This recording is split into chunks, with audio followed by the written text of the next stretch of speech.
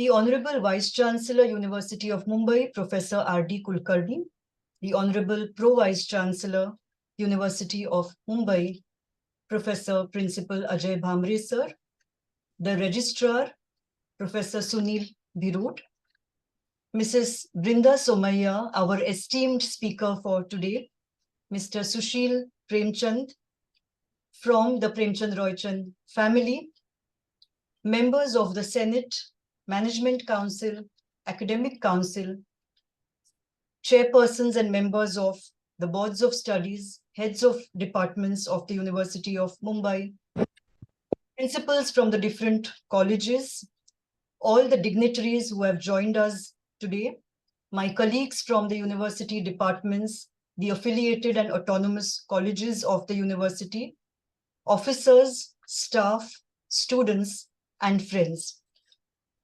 A warm welcome to each one of you from the University of Mumbai, one of the oldest and premier universities in India.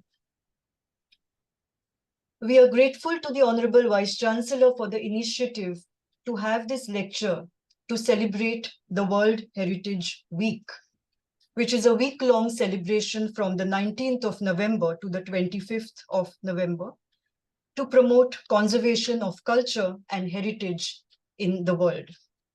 It is celebrated by the UNESCO in India, the Archaeological Survey of India, and various institutions are having events to commemorate this week.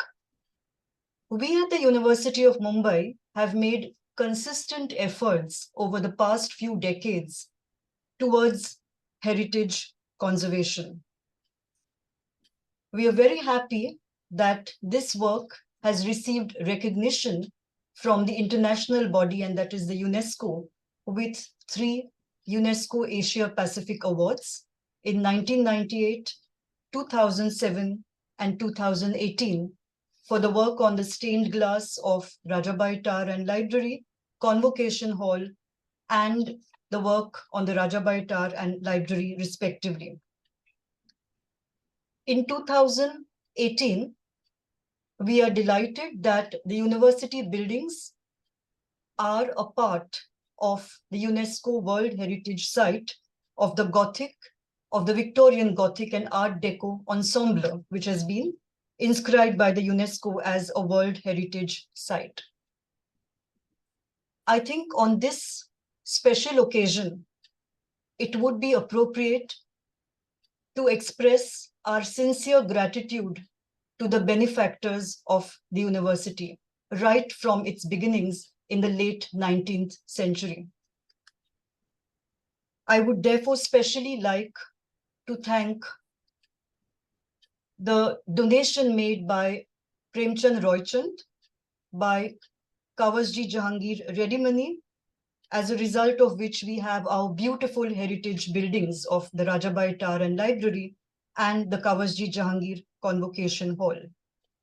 It is also a time to acknowledge the efforts and the creativity of Sir George Gilbert Scott, the Scottish architect who designed the 2 buildings in this university complex, as well as the contractors, Mukund Ramchandra, and the several persons and craftsmen in the team, including Lockwood Kipling and the students of the JJ School of Art. Apart from this, in more recent times, the university has reached out and followed the same tradition of public-private partnership. And we also would like to express our thanks to the British Council and the British Board of Trade for their generous funding, which enabled the university to complete the work on the stained glass in 1997-98. Thereafter, when the university completed its sesquicentennial, the university decided to do the restoration of the magnificent Convocation Hall. At that time, the government of Maharashtra, the MMR Heritage Conservation Society, and the Tata Trusts donated funds for the restoration of the Convocation Hall. And more recently, for the two phases of the restoration of the Rajabai Tower and the University Library, where phase one was from 2012 to 2014, and the next phase was 2018. For this, we are extremely grateful for the generous donation of the Tata Consultancy Services. I must, on this occasion, thank the architects, the conservation architects, who have worked night and day for the restoration of these structures. So on this occasion, the university wishes to thank Mr. Vikas Dilavari and his team with Swati Changadkar, Alf and others, Abha Narayan Lamba and her team, Mrs. Brinda Somaya and SNK Consultants, and very important, the initiative taken by Mrs. Anita Garware and the Indian Heritage Society to coordinate this restoration work. I would now like to introduce our speaker for today, and that is Mrs. Brinda Somaya. Mrs. Brinda Somaya is a conservation architect and founder and principal architect of SNK and Consultants, and she is professor at large at Cornell University. Upon completion of a Bachelor's of Architecture from the University of Mumbai and a Master of Arts from Smith College in Northampton, MA, USA, she started her firm, Somaya and Kalappa Consultants, in 1978 in Mumbai.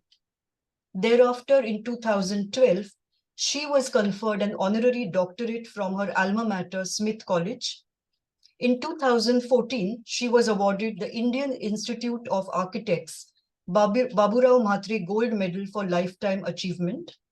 Between 2016 to 2021, she was chairperson of Board of Governors of the School of Planning and Architecture, Vijayawada, an institute of national importance.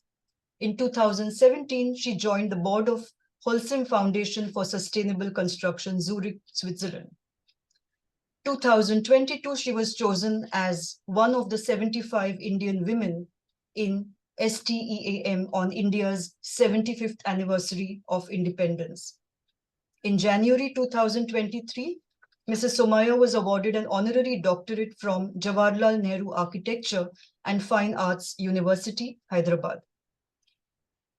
She is also the A.D. White Professor at Large, Emerita, Cornell University, for which she was elected in the year 2017. In over 4 decades, she has emerged architecture, conservation, and social equity in projects ranging from institutional campuses, rehabilitation of earthquake-torn village to restoration of an 18th century cathedral, showing that progress and history need not be at odds. Her belief is that the architect's role is that of guardian.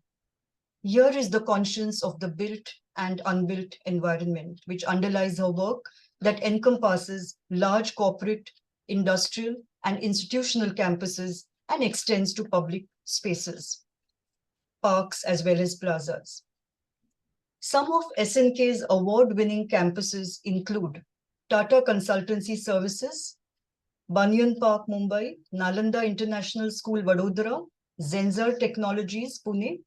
In 2022, SNK won the International Architecture Awards by the Chicago Athenaeum Museum of Architecture and Design for Bharat Bhavan 2, Mumbai. In 2021, the UNESCO Asia Pacific Heritage Award for Merit for Malabari Hall, Seva Sadan, Mumbai. In 2019, the UNESCO Asia Pacific Heritage Award of Distinction for the restoration and upgradation of the historic Louis Kahn buildings of the Indian Institute of Management, Ahmedabad. In 2018, the UNESCO Asia Pacific Heritage Awards for Culture, Heritage Conservation, Honorable Mention for Rajabai Clock Tower and University of Mumbai Library. And in 2004, she received the UNESCO Asia Pacific Heritage Award for the restoration of St. Thomas Cathedral in Mumbai. In 2013, Mrs. Brinda Somaya was chosen as one of the 100 global public interest design persons working at the intersection of design and service globally. She is the founder trustee of the Hekar Foundation, which has brought out several publications on heritage and architecture. In 2000, she curated a conference, Women in Architecture 2000, and organized a seminal exhibition of the work of women architects with a special focus on South Asia. In 2020, she chaired an international conference, Women in Design 2020, which was indeed a landmark event for women designers from across the globe to showcase SNK's work as well as provide a platform to collaborate. In 2018, she brought out a monograph, Brinda Somaya Works and Continuities, published by Mappin. She was on the IAWA Board of Advisors, that is the International Archives of Women in Architecture, USA. Mrs. Somaya has delivered analytical and critical talks, as well as presented papers in India and abroad on her work. She has lectured extensively in the USA, UK, Australia, Pakistan, Sri Lanka, Japan, and India, and her work has been exhibited in the USA, UK, and Japan. It is our immense pleasure to invite you to deliver today's lecture on the restoration of Rajabai Tower and the University Library. So over to you, Mrs. Brinda Somaya. Thank you so much, Manjari. I would also like to thank the Vice Chancellor, Dr. Kulkarni, for this opportunity to present my work. While I will concentrate on the Rajabai Tower, I do have a few introductory slides which tell you a little bit about the studio, because today I believe it is very important that every architect has to be a conservationist. It's not enough just to say that the few architects who might have a 1 or 2 year degree from some part of the world or India are the only ones who can conserve. We have over 10,000 monuments listed by the ASI, plus this vast number of ordinary buildings in all our cities, both tier 1, tier 2, and tier 3. So it is imperative that every single architect can also conserve, recycle, restore, retrofit, and do adaptive reuse. Only then will we be able to save our past and also bring in today what we believe is a circular economy. It is so important that waste does not take place. There should not be destruction of buildings. Ideally, buildings, even ordinary buildings, can be saved and put to a new use. We also know that in all our cities, the wonderful heritage buildings are conserved today, at least most of them. But that's not going to be enough if we want to live in a sustainable, very important, which I would like to bring across to all the young people who might be listening to us today. We have to look at every single building, because every building we destroy, we are destroying the energy that went into building that building, as well as having to create new energy to make new resources and bring in new materials to build the new buildings. So I will begin now. I will share my screen. Manjari, you could hear me clearly? Yes, I can hear you clearly. So I'm just going to share the screen. Yes. Is it a full screen? Can you see? Yes, the screen is visible. Yes. Okay, is it a full screen? All right. Yes. So SNK is my studio, as you mentioned. It's not moving. Just a minute. Yeah. Okay. Yes. So it's a studio I started almost 4 decades ago. I'm a senior citizen today. And of course, we have it running continuous today with my daughter as one of the principal architects and a group of very senior associates also who together form our studio SNK. We have over 70 architects today, and we have certain design principles that we believe in. We believe in an Indian ethos because that's absolutely important to be able to restore or conserve We have to have an identity of what has gone before.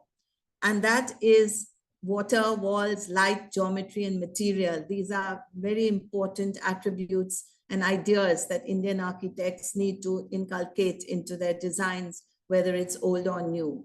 And over 40 years, we have built over 200 projects all over the country, from the Himalayas down to deep south, from the east to the Gulf of Khambat on the west, and through central India with its tribal areas. We live in such a great country with such a great history, geography, language, culture, food. And we are so lucky to be a part of this and be able to preserve as much as we can. Awards, Manjari has already said so much, so I am not going to talk anymore about that. And the Haircar Foundation, including the Women in Design. We are lucky to have 70% of our work is with repetitive clients, and it's been an honor to be able to work with the university. So what do Indian architects do? We have to become activists for protecting our built and unbuilt environment. We fought for our cities and our open spaces. We built for the rural and urban population, and we collaborated to share our culture. So all this is extremely important for us to be able to work. Why do we love our city? So today I'm going to concentrate on Mumbai. So this is what Shabana Azmi said. I love Mumbai. It is my city. Mumbai is in my bloodstream. I love her diversity, her pluralism, her festivals and vibrancy. I may groan about the traffic, moan about the pollution, fret about the shrinking of open spaces, but I can't live anywhere else in the world. And if we want to live in our city, then we have to preserve it and protect it. So we know the history of Mumbai, what it was and what it is today. You see, of course, the beautiful Oval Maidan and the Rajabai Tower and Clock Tower. So 41% of Mumbai people live in informal settlements. So it is important to understand what exactly is going to happen to the other 59%. And what do migrants who come into the city, what do they feel about the city when they're living here? How do they feel that it's transitory? The city should be a sense of place, a sense of memory.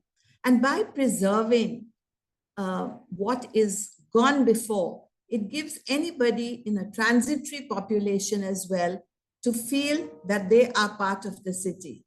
That's very important, because otherwise there is no connection with the city. And if you have no connection with the city, then how do you look after it? How do you feel comfortable, etc.? So it's a city of contrast. We all know that. So to take some words that are important, we have to have dialogue, empowerment of people of the city. We have to look at waste, conservation, the street, craft and culture, collaboration, rematerializing housing, reusing things. But this is what is happening. Yesterday, I passed Hughes Road and I saw, so sad to see a beautiful long complex of buildings being knocked down again, which in my mind, I could imagine how they could be restored and become something absolutely wonderful. Manjari, can you see my face talking? Yes, we can see your face and we can see the slides. Okay. So now, before I come to the Rajabai Tower, I want to just run through a few conservation projects within South Mumbai, mainly, for you to understand how much there is to do, which is absolutely crucial.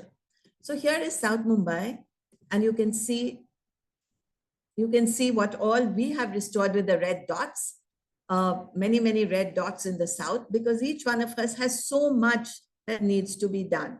So whether it's TCS House, which is in the heart of the fort area, where they came to us and actually told us to restore it or build new, but it was in such an important corner. So we restored it, we kept the entire outside of the building, demolished the inside, which had already given way, and rebuilt the inside, keeping the external aspects of the building, and preserved and respected that corner. So you can preserve what's gone before and yet have a very contemporary building. There are also things like adaptive reuse. This was an old mill in Parel. and they converted it. It was cement go down. They wanted to convert it into a college. Where will you get such heights and such volumes of spaces except in old buildings that existed before? You can bring in North Light. The old yacht club, where we restored it right on the gateway of India, belonging to the Department of Atomic Energy, including the beautiful barrel vaulted roof you can see bottom left, and the flooring, the wooden flooring, which was on springs because it was a dance hall during the British time.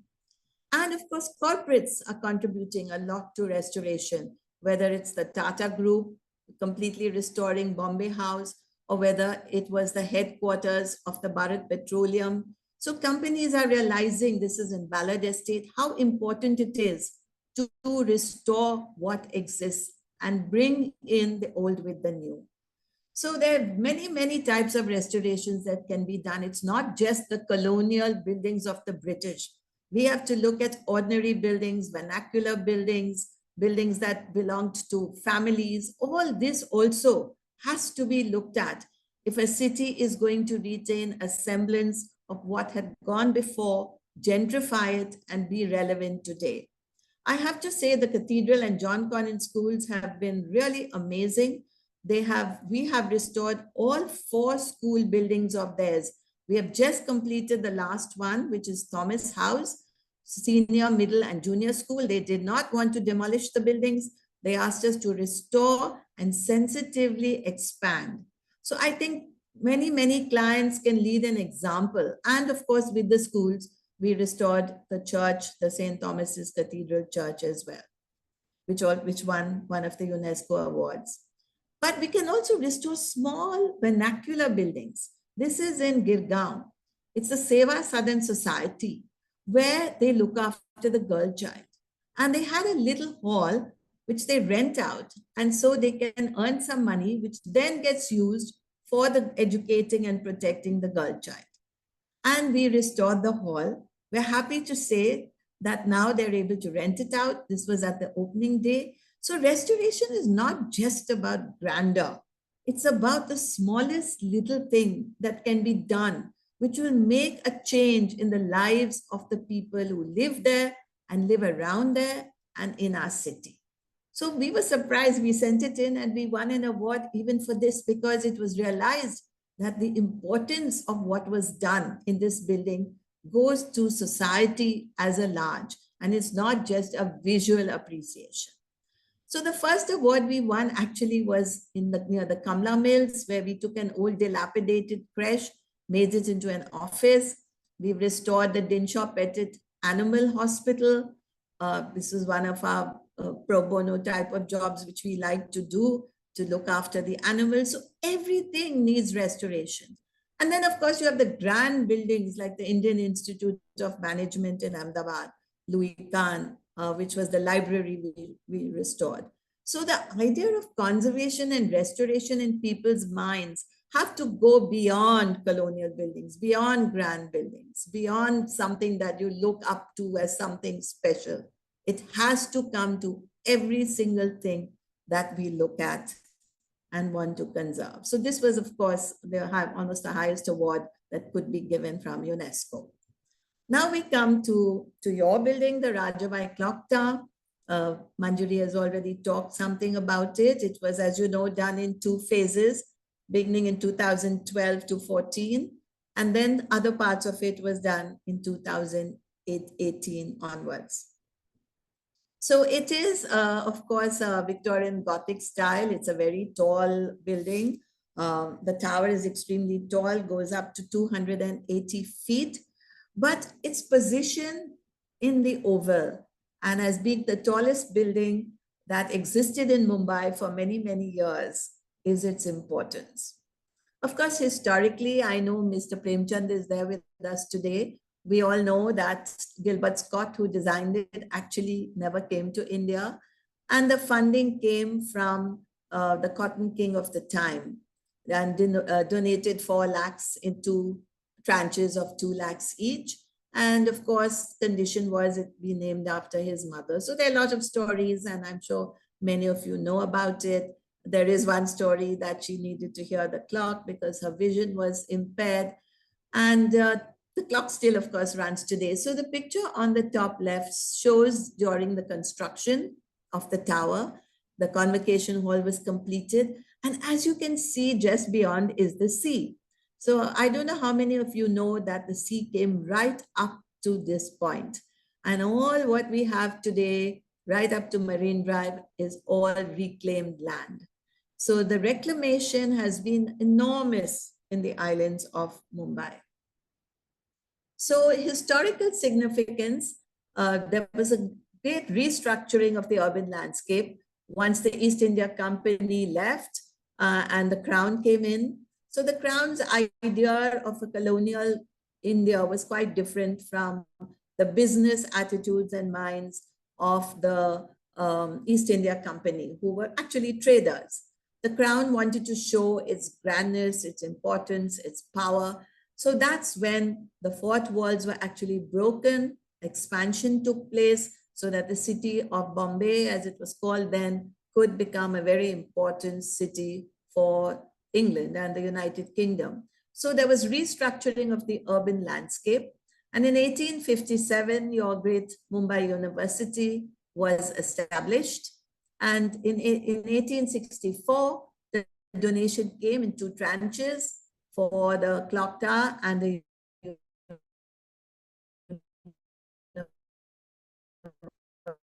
university library, and the construction of this was completed.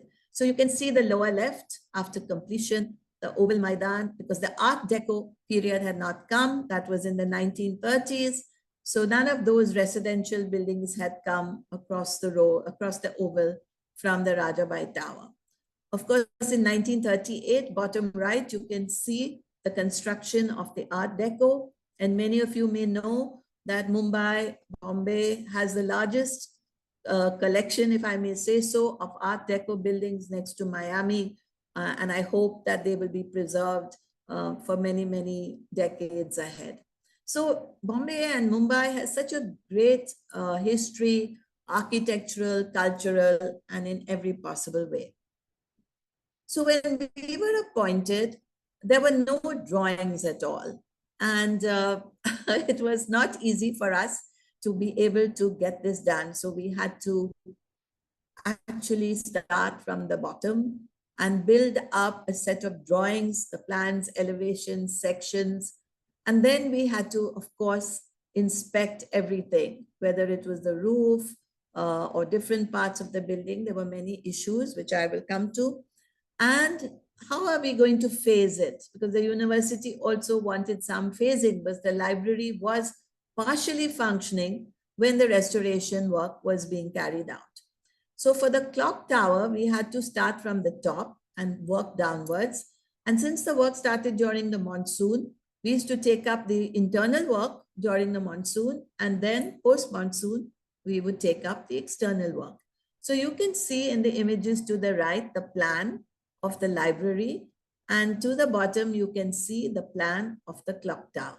So the clock tower actually was what we call a porte cochere. It was actually a sort of an entrance, whether it was a carriage those days or whether it was the vehicle that would come into the library and be under the porte cochere. And the porte cochere above became the tower of the library complex itself.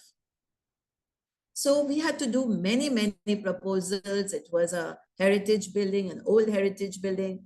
We had to work on firefighting, furniture layout, all sorts of technical aspects had to be studied very, very carefully, condition mapping. So these were some of the drawings which we had got done, what we call measured drawings of all the hundreds of beautiful details that go into this building. The JJ College worked very closely with the architect and many others also to bring in various aspects of sculpture into this beautiful complex. So you can see the roof pre-restoration, we had to do a lot of work. I'll go more into detail there. And we had to structurally repair the roof. And it's very important when you do repairs and when you're doing a conservation project, you try and save whatever you can. So we did not just change all the tiles, whatever tiles we concentrated those in the front part of the building. And then whatever new roof tiles we had to buy, we put at the rear of it. And then, of course, the clock tower, which goes up majestically, was made in Porbandar stone. And it had, of course, with the pollution that we have in Mumbai, a lot of it had turned black. So we had to do the poulticing to get rid of the dirt and dust.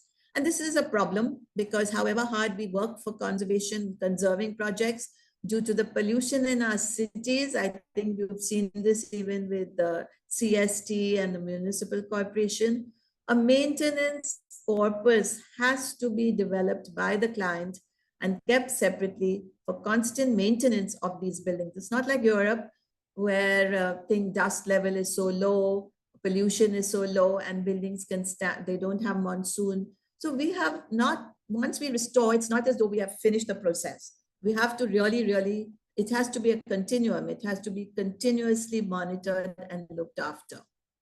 So you can see over here some before and after details as well.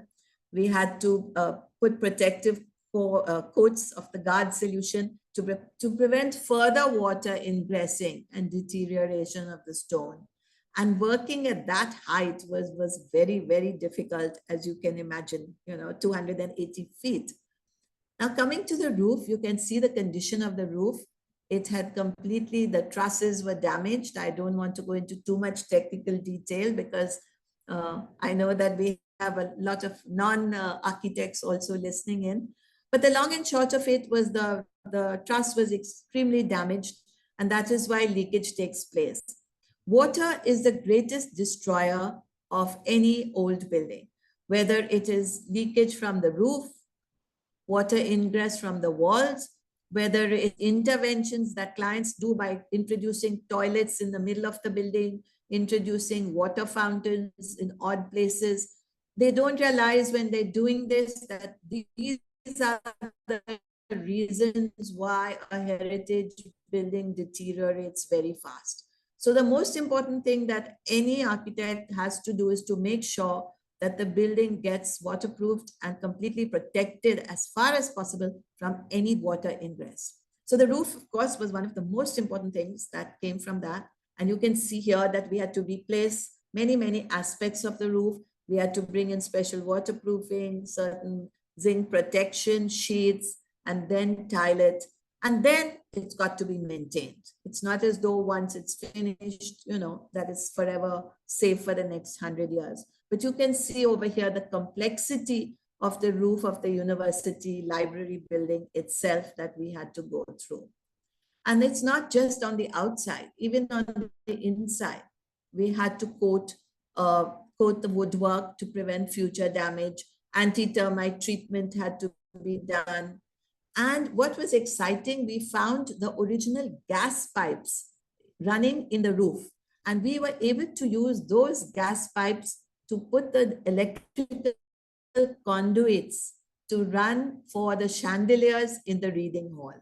So one of the biggest problems that comes, I'm sure, when you all see heritage buildings, you see these ugly conduits all over the place, electrical systems, pipes, everything messing around. So you can see how careful one has to be with all aspects of the services of a building. You can't do a cosmetic restoration. The restoration is a very serious business and has to encompass the structure and all services. So when we're able to save showing the piping, because we can't sort of get into the walls, we dare not touch the walls, we were able to take them into the original gas pipes, which was quite exciting. And then, of course, the magnificent wooden vaulted roof that existed. Upper left, you can see it had become almost black with years of painting and, whatever. We don't want to get into that. And a lot of the panels of wood had deteriorated. So we had two or three aspects here. We had to remove the deteriorated panels. It was beautiful Burma teak roof. And we had to replace those. Then we had to remove the polish very carefully. We had to do it manually. We dare not use machines because then the texture of the wood, the color, everything could have been damaged. So it was all done by hand. And we were able to bring back the magnificent Burma teak wood vaulted roof of the first floor of the library. And I'm sure perhaps many of you have been there and seen that as well. So apart from that, we also had the stone. A lot of the stone had been painted over for some reason over the years. So how do we remove all that paint? So you can see to the left how it looked when it was painted. And to the right, when the paint was removed very carefully using thinners and water misting, you were able to get back the texture of the stone. So the moment you paint stone, you've lost the texture. So you can see the beautiful texture of the four types of stone, the Porbandar stone, basalt, malad, and Ragandra. There were four types of stone that were used in this complex. And you can see now the texture and the patterning of the stone that has been brought back, if you look for it, in the walls. So you can see also the columns, how we had to clean all the columns, the arches. I mean, there were hundreds and hundreds of areas that had to be addressed and looked after and cleaned carefully. And of course, all the wonderful different types of carvings that existed. There's the face of Homer to the right at the main staircase. I'm sure all of you have seen that. And pre-restoration, post-restoration, how we can bring it up. All this had also been painted. So we had to very carefully remove the paint. So coming back to what I said, we did give a maintenance manual to the university. It is very important that the people who maintain heritage buildings have to be educated in how heritage buildings have to be maintained. Many times they think, oh, it's dirty, we'll paint it over. But the damage they are doing by painting the wrong areas with their paint actually hugely damages what's below, and then restoration has to start. So this sort of education has to be given for, especially the university has so many beautiful buildings, and I'm sure they are doing this. So the education of the maintenance people, it cannot be done by, the maintenance man of a glass box in Bandrakulla complex. That's quite different from the way a building like this has to be maintained. And this is again the clock tower roof. You can see the before and after Porbandar stone, how it looks. And the views from the gallery under the clock tower. I climbed up right to the top those days, and it was a magnificent 360-degree view of the skyline right of Mumbai and up to the port of Mumbai. So that sort of view that you can get from the Rajabai clock tower, I don't think you can get from any other part, because it's independently standing and surrounded by open spaces, which gives you the vistas to watch. Coming to, of course, the clock, we were told by the university that the clock should be running continuously, and we were able to make sure that happened. The images here show how difficult it was to work at the 280-foot height, how careful. We're happy to say that we didn't have a single death. And you can see the people, how carefully they are working with the scaffolding and the benching right at the clock level to clean the clock, etc. So it was very challenging because of the height. And also the flooring of the clock tower had gone.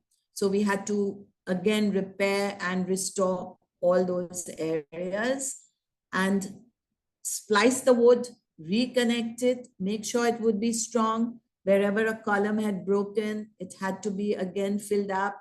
Weathering had caused issues. So we had to all the time see what is the closest we can get to match. What should we do to make sure that we are doing the right thing? Because conservation is complex, and there are many rules for conservation. There are many manuals, there are many dictums. So how do you decide what you want to follow?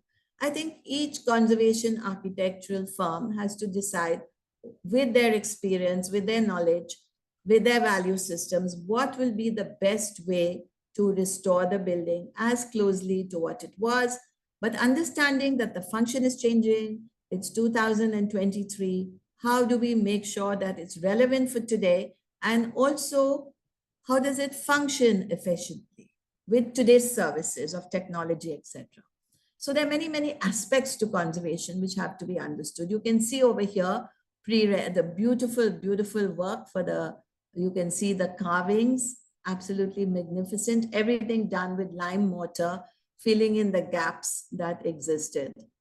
And these are some other images. You can see all the beautiful towers, the glass, the lime plaster. The picture to the right shows on the ground floor how you take the conduits, how carefully we have to do it before and after, which I've already discussed. And chasing, we didn't want to chase the walls. It was very, very difficult how we could do it without, destroying anything that existed. Then we come to other things like the windows and the doors. They were beautiful, beautiful window panels of different sizes and designs which existed. So we actually had to repair these. So we created a sort of a level at about 160 feet rather than 280, where all this repair work could take place, because the access to the tower is hardly, it's such a tiny spiral staircase, which is hardly 600 mm, just about 2-3 feet wide. So people can't keep going up and down for repair. So we created an in-between level where the workmen could actually work and repair all the doors and then fit them in to the various parts of the tower. So that was a big challenge as well, to actually create that level. So you can see some of these wooden louvers. So all this repair work, this is pre and post, was done at that level, at that high level, so that they could move easily up and down. Then we come to the flooring. Minton tiles, of course, were used. It was a very important building, but there was no way that we could afford or bring in Minton tiles from UK. But what we were able to do was to see, buildings are being destroyed, unfortunately, in Mumbai. And I have to say the contractor with us worked very, very hard to try and see how many tiles he could pick up from other places. And then the Bharat tiles also filled in. So that's how we were able to repair the flooring. I have to tell you that when I was on the Heritage Committee, we talked a lot about creating a sort of a storage go down within the city of Mumbai, where all the important aspects of demolished buildings, material was stored over there. So then when some buildings were restored, it could be a common area where people could go and pick up. Like you see, I told you on Hughes Road, this beautiful building is being destroyed. I'm sure the flooring has got Minton tiles or some sort of tiling. So if that, instead of just using a sledgehammer and breaking it, if those tiles could be removed and brought to a central storage area in Sivli or somewhere, if the Port Trust or somebody could give the city. See, it's not us, it's the city. People have to feel that they're contributing to the city at all time, like a philanthropy for the city and its survival. So then all these materials could be commonly used, whether it's wood, whether it's flooring, whether it's whether it's old furniture they don't want. So this unfortunately has never been done. It may be done privately, but it's got to be done for the city at large. Only then even ordinary people, or not necessarily just wealthy people, will have access to materials that existed in demolished buildings. So these are the doors. You can see they were polished, and they were not just Burma tea. They had rosewood inlay. So you can see the post-restoration to the extreme right, how you have two colors of wood. You have the Burma teak wood and you have the rosewood dark color. Whereas to the left, you can see how they've just polished it over with one dark color. These are the things, again, that have to be taught to maintenance. And all the details that had gone broken have been redone, refilled. I mean, it's beautiful. Those days, every single detail outside and within a building was conceived and built very, very beautifully. To come to the clock, I know it's most important. So this was an article that came out. It was fixed and polished. Tick tock, merrily sings the city's tallest clock tower. So you can see way up the scaffolding and the views you can get from the clock tower area of our magnificent city. So here is a photograph of the mechanism and the rear part of the clock. We have a very good person, VM Repairs, VS Time Services. I think they have been looking after the many clocks in the city for many, many years. So I'm happy to say that. Then we come to the lighting, at night. How are we going to light this beautiful building, working together and making sure that it's not garish, but it's very elegant. And with the budget that we had, this was the second phase of lighting. And we chose certain areas that could be illuminated, certain aspects that had to be highlighted, because we cannot just highlight the whole building. So I get many calls from people who live in the Art Deco building saying how magnificent it is, and just looking at this lit, elegant clock tower every night. And then if a light goes off, they'll be calling me and telling me, this light has fused or whatever. So I said, now it's with the university, and you will have to connect with them. So you can see here pictures of pre and post. All the darkness is gone, the post are beautiful. And here you can see the figures, as I mentioned to you, which covered the so-called caste system of those days, people from different parts of the country, and a lot of drawings done by the JJ College. And post-restoration, the beautiful Malad stone, the Porbandar stone, exactly this photograph after restoration. But, deterioration will start again, and we will have to make sure that the colors of these 4 types of stone remain. So you can see before and after. Again, the gargoyles, they were very careful gargoyles to bring any water from the terraces. They didn't just have pipes that came.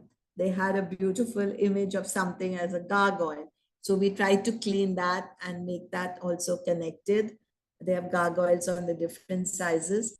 And then, of course, you have the tracery work, the pre-restoration, post-restoration. I was just happened to be in Venice yesterday, day before, at the Doge's Palace, and that has a Victorian Gothic feeling of tracery, which reminded me so much of our university building. And just coincidentally, I got this message from Manjari that can you give this talk? And everything is so beautifully restored that everything looks better and better each time you go back to a European city, because they're so aware of the importance of conserving their heritage. And you can see the pictures to the right. If it's not conserved, see how it looks. And when it's conserved, how beautiful it is. And that is why tourists want to come in. And I do hope the university will allow people to come in. So many times we see them standing outside the gate, looking longingly at this building and wondering how they can enter and see it. So some more images of before and after, and magnificent, of course, the barrel roof before and after. What we've also tried to do after we completed was we have to educate. So it's not enough to conserve. So we have to spread awareness in the field of conservation. So this we tried to do. We organized a site tour. My studio did it for the 20 consulate generals organized. The Turkish consulate general was very keen at that time. This was 2017, to take a group around. Subsequently, my husband happens to be a doctor. So a group of doctors were very keen to see it. So we organized another site tour for 30 local doctors. And then we've had various talks in various parts of India and the world, spreading knowledge about what was done, the difficulties, the challenges, how to overcome them as well. So it's such an amazing process that takes place during a concert. It's not like just a new building you build and then the client moves in. It has got so much of history, so much of geography, society, economics, architecture, archaeology, everything tied together with a nice thread to tell the stories. It's rich in its history and culture. So of course, this is a right image. I don't know, many of you have seen something like this. This is the clock from very close, surrounded by that beautiful stone surround that it has. And some of the details, look at the way they carve, the intricacy, pride in their work to finish it beautifully, whether it's a staircase or a column capital, whether it's a barrel vaulted ceiling, the view from outside, tracery, the pinnacles. Look at the work on even the roof over here. You can see all the details of the carving that took place, and the red Dragandra stone with the yellowish brown Malad stone together, and then the lime colored Porbandar stone. I mean, look at this. This could be, it is magnificent anywhere in the world. It's as it competes with that and it looks so beautiful. And then all the detailing, you can see the birds, the plants, the trees, the leaves, the stories that go behind each one of these carvings. It's not just ad hoc. There's a storyline which has to be researched and brought out. You know, you can write a book on every aspect of this building.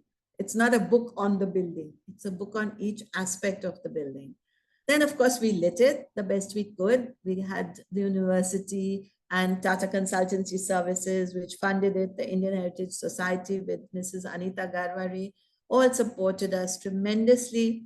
We were able to get special lights in, and then we had to light, of course, all the corridors, the magnificent arches, which you can see, the library itself, all the furniture in the library, the best that was available, the chairs, the lighting. And this is on the picture on the right is on the ground floor. You can see the ceiling there is almost like a Versailles or one of those magnificent palaces that you see in some parts of the world. And this is how it looks. So it is just amazing and special. And we're happy to say we got the UNESCO, but we have won several other awards for this. We won the UNESCO award, we won the Arcasia, 2 international awards. When I say we, it is not SNK, it is the team which I will come to. We won the Arcasia award. Then national awards, we won, of course, the HUDCO Design Award, the Indian Institute of Architects Award, and the Forbes Design Award. So people recognize the work that has been done and the importance of something like this. So as I say, I'm an Indian. And all what I am comes from my heritage. It is an intrinsic part of my being and will naturally reflect in my work in many ways. As Manjari said, the architect's role is that of a guardian. He or she is the conscience of the built and the unbuilt environment. I would like to thank the University of Mumbai, the donor TCS, the coordinator, the Indian Heritage Society. We were the consultants, we had sub-consultants of structural, lighting, electrical, and the contractor Savani. So we would like to thank all of them. Thank you very much.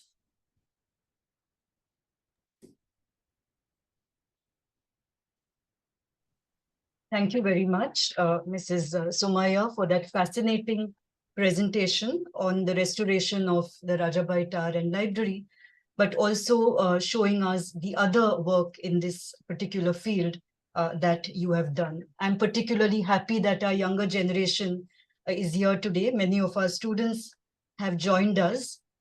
So I'm sure they are now aware of the rich legacy of the university and the efforts of the university to preserve it, as well as work done by architects like yourself.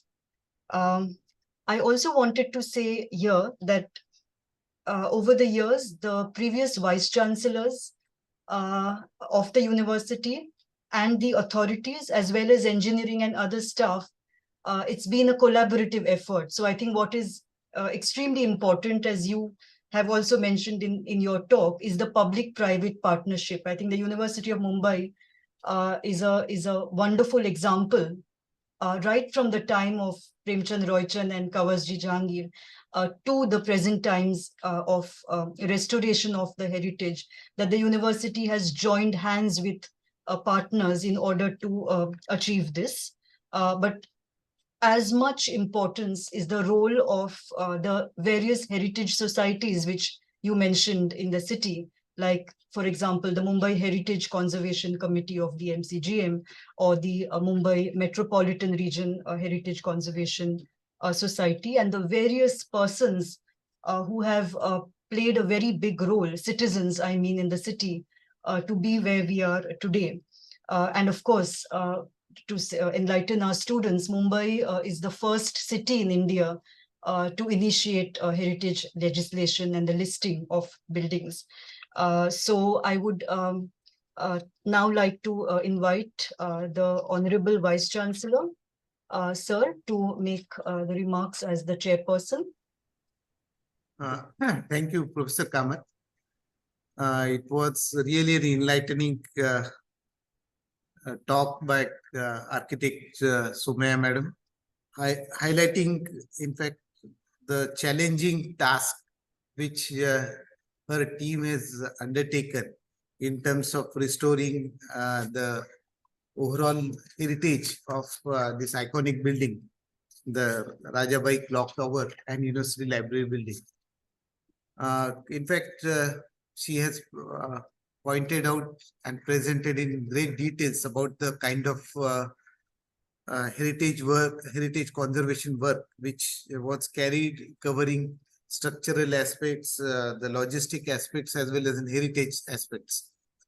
Of course, at this point of time, I just would like to thank Sushil Premchand, who is the great grandson of the philanthropic donor Premchand Roychand.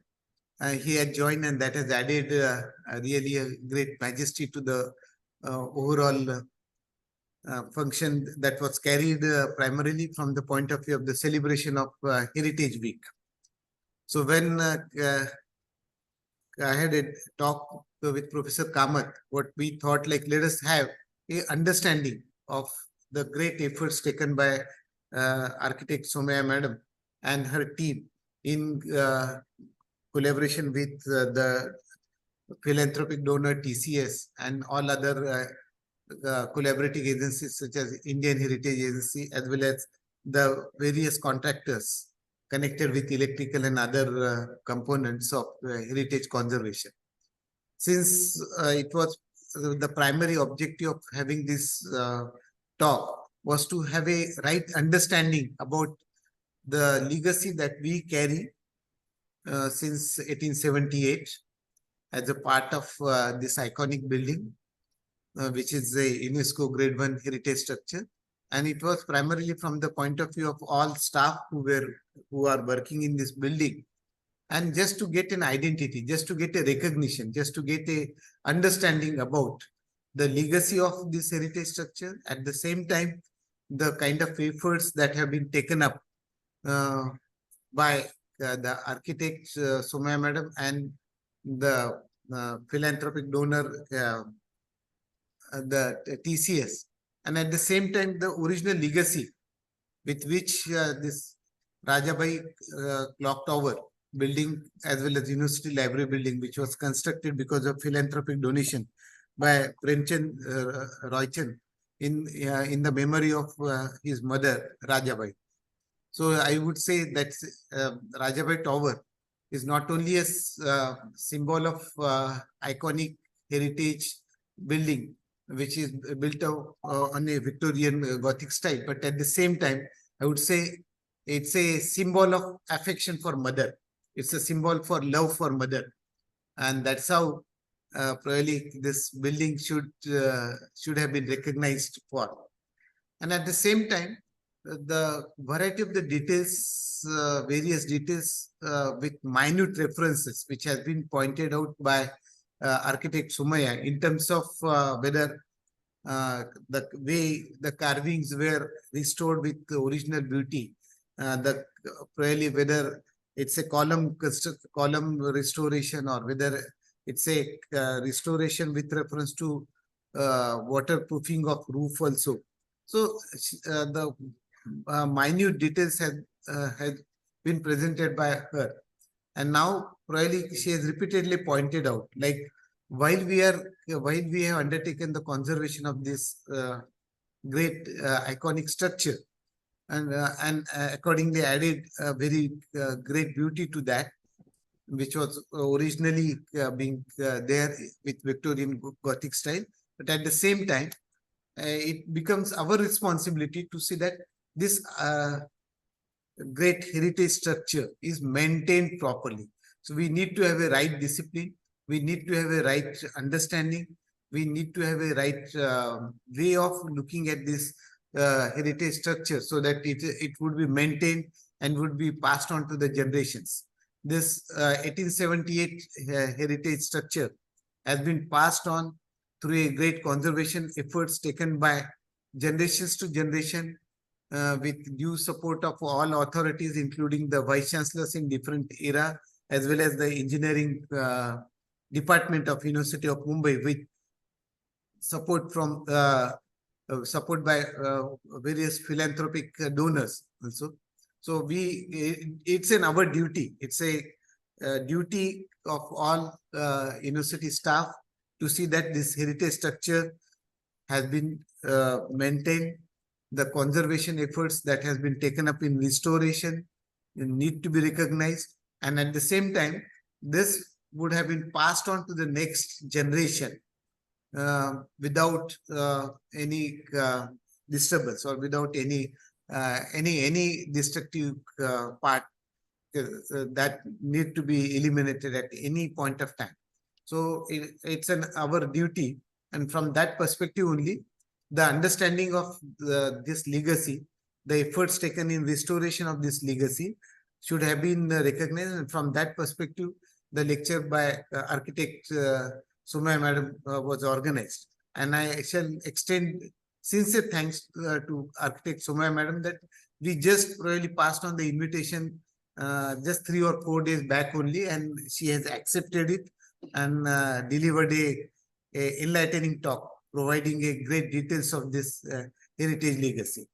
I extend sincere thanks to Sushil Premchand also, who accepted our invitation to be the part of this function. Thanks to you, and thanks to all of you that just probably 2 or 3 days only this particular talk was planned, and all of you gathered to understand the legacy of Rajabai Tower as well as the University Library building. So we will now, it's our responsibility to see that the structure, its heritage, it's conserved in best possible way.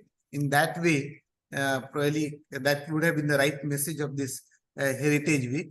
And probably looking at these 2 iconic structures, we need similar efforts to be taken really for rest of the building of University of Mumbai, whether it's an administrative building of different east-west, as well as the convocation building. Okay, all these buildings stands for their legacy, and let us undertake efforts for even restoring their legacy in future as well. So thanks to Professor Kamath for taking up this effort in organizing this talk. Thanks to all of you. Thank you, Professor Kulkarni, sir, Honorable Vice Chancellor. Mr. Premchand has raised his hand. Would you like to say something? Just merely to say thank you very much for recognizing the contribution of the family a long time back. We're really very proud of what Brinda has been able to accomplish. And Manjari, thank you for reminding us to participate in this event today. I'm very pleased that I was able to be here. And I know that my first cousin Vidisha is also on the line from America. So we're happy to be engaged and involved. I just really wanted to say thank you. And that's the reason I raised my hand. Thank you. Thank you, sir, for being with us, and also to Vidisha. So I think with the permission of the Honorable Vice Chancellor, we now come to the end of this particular program, and it's my pleasure to propose the vote of thanks. Right at the outset, on behalf of the university, we would like to thank you, Mrs. Brinda Somaya, Madam, for accepting our invitation at such short notice. I know you were in Italy when I connected with you, and you happily accepted this invitation for this very special week, and that's the World Heritage Week. So thank you for that. And not just that, but for the brilliant work that you and your team at SNK have done for the restoration of this magnificent building, and to the donors, and that is the TCS in this particular regard. And as always, we acknowledge the donation of Mr. Premchand Roychand. And since students are here, they already know that soon after that, what a difficult circumstance it was in the 1860s, and how Mr. Premchand Roychand, dealt with it, and his munificence is much appreciated. Secondly, I would like to thank the Premchand family, and especially to Mr. Sushil Premchand. For our students and others who are not aware, Mr. Sushil Premchand, who is with us, is the great grandson of Mr. Premchand Roychand, who donated the funds to build our library building and the Rajabai Tower. And he's the great grandson of Rajabai, after whom our university clock tower and library is named. So what a wonderful coincidence that you and Neeta happened to be visiting Mumbai, and I met you a few days back, and it is gracious of you to join us with an invitation at such short notice. We acknowledge the support of your family and of Mr. Premchand Roychand. I'm also happy that the younger generation, Vidisha, has joined us today. Vidisha Dihijia Patel is also with us online. So thank you, Vidisha, who is from the next generation of the Premchand Roychand family. Above all, I think I would like to thank our Vice Chancellor, Professor Kulkarni sir, for taking this initiative. We know with his extremely busy schedule, he took the initiative to say that we ought to organize an event to commemorate the World Heritage Week. And I thank him for all the support which he has rendered in organizing this particular lecture. Along with that, I thank the Pro Vice Chancellor, Dr. Bhamre sir, and the Registrar, Dr. Birud, as well as the principals of the colleges, the heads of departments, the authorities, colleagues, officers, staff, students, friends who have joined us today. I think I'm very happy that Dr. Nandakishore Motivar, who is the present university librarian, is with us today. And I think it is remarkable, Dr. Motivar, that I do not know how many librarians in universities in the world would proudly be able to say that our university is, buildings, including the library, is a part of the UNESCO World Heritage Site, and has also won, 2 awards.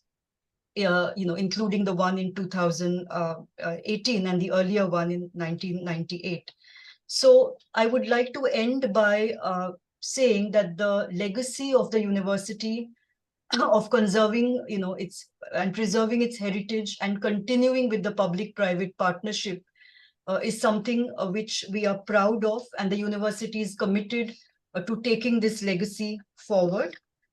I would now like to end on this occasion of the World Heritage Week by, with the permission of Mrs. Somaya, by quoting something which she had said in an interview which I happened to come across, which I think is very relevant and poignant, especially with regard to the Rajabai Tower and Library, and of course the other work that which she has done and SNK has done.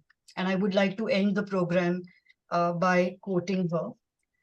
In one of the interviews, Mrs. Brinda Somaya was asked, "Which architect do you admire?"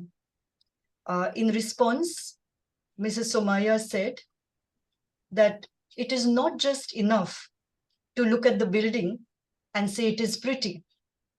It is understanding how that building works. It is understanding how that building has contributed to what's around it, and having experienced the building itself. So I think I would like to close with those thought-provoking words of Mrs. Somaya, and I thank everyone again for joining us today. And I wish you all have a lovely day. Thank you. Thank you. Thank you, sir.